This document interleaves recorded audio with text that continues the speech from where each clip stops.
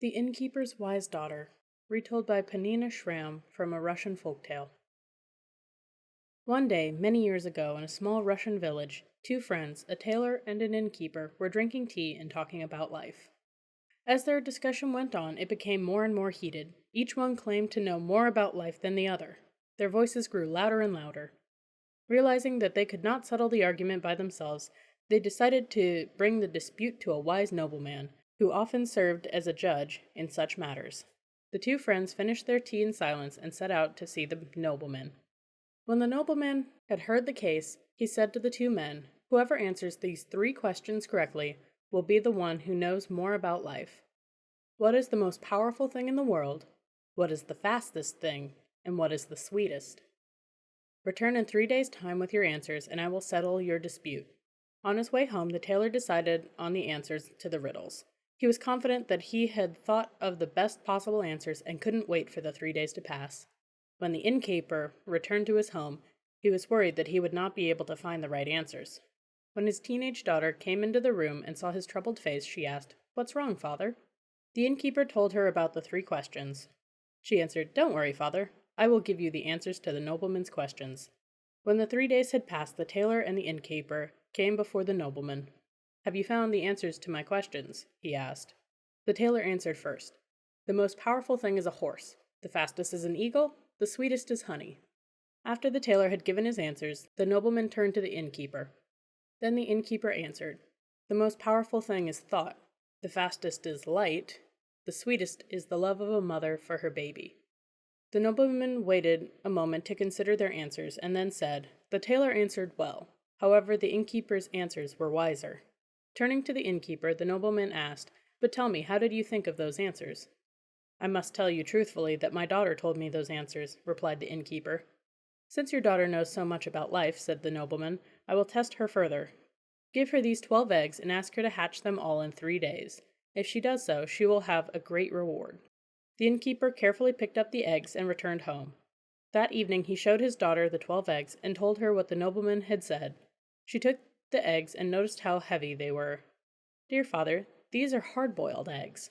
It is impossible to hatch them, but wait, I know how to answer this riddle."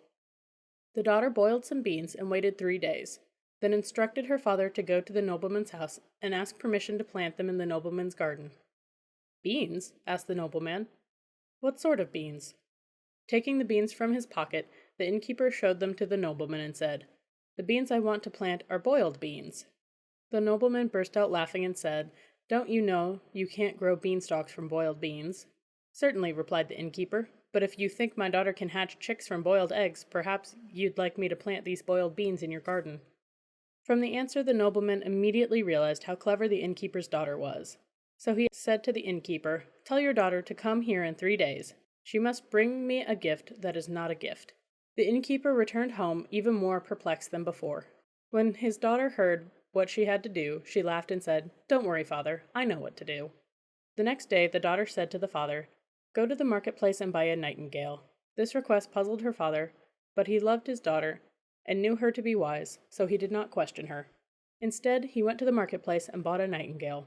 On the 3rd day, the innkeeper's daughter went to visit the nobleman. As she approached his house, the nobleman saw her and came out to greet her. The innkeeper's daughter extended her hands, showing the songbird she intended to give as a gift. The nobleman reached out to take it, but just at the moment the young woman opened her hands and the nightingale flew away. Clearly she had brought a gift that was not a gift. The nobleman laughed and called out, "You are very clever indeed. I would like to marry you, but on one condition. You must promise never to interfere with any of my judgments. If you do, I will send you back to your father." "I will marry you," said the innkeeper's daughter, "but I also have one condition. If I do anything that causes you to send me away, you must promise to give me whatever I treasure most in your house." They each agreed to the other's condition and were married. After some time passed, a man came to speak with the young wife, who had become known for her wisdom. "Help me, please," the man begged. "I need your advice." "Tell me what is wrong, for you look very troubled, sir," she answered, and the man told her his story. "My partner and I share a barn. He keeps his wagon there, and I keep my horse there. Well, last night my horse gave birth to a foal under the wagon, so my partner said the foal belonged to him. We argued and fought, and then brought our dispute to your husband. Unfortunately, he judged that my partner was right. I protested, but he didn't change the decision. Now I must give the foal to my partner. What can I do?" The young woman felt sorry for the man and gave him some advice. Following her instructions, he went to the nobleman's well with a fishing pole, put some bait on a hook, and dropped the line into the well. When the nobleman rode by and saw the man, he stopped and asked, "What are you doing?" The man replied, "I am fishing in the well." The nobleman started to laugh and asked, "Don't you know that you can't catch fish in a well?" "Well," he replied, "if a wagon can give birth to a foal, then I can catch fish in a well." The nobleman burst out laughing. Then he asked the man, "Tell me, how did you think of this idea?" When the man answered, "I told my story to your wife, and she took pity on me." The nobleman became very angry and went looking for his wife. When he found her, he said, "You promised not to interfere with my judgments, but you did not keep your promise. Now I must send you back to your father's home." "You are right, my husband," she said, "but before I leave, let us dine together one last time." The nobleman agreed to this request. At dinner, the nobleman drank a great deal of wine, for his wife kept refilling his cup.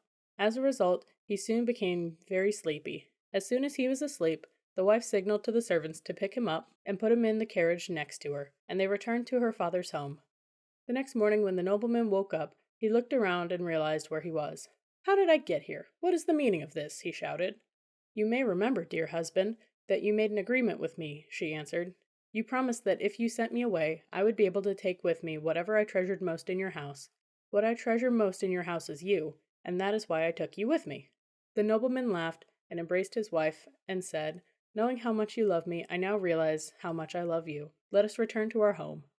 And they did go home, where they lived with love and respect for many happy years.